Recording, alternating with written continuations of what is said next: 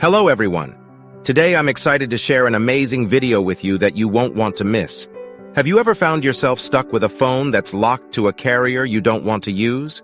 If so, don't worry because in this video, I'll show you how to unlock your phone from any carrier using a completely free method.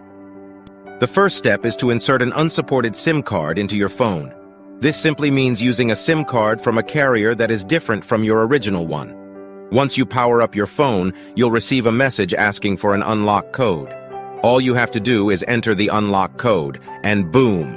Your phone is now fully unlocked and ready to be used with any carrier you choose. To get a free carrier unlock code, simply visit useanysim.com and follow the easy-to-follow instructions provided.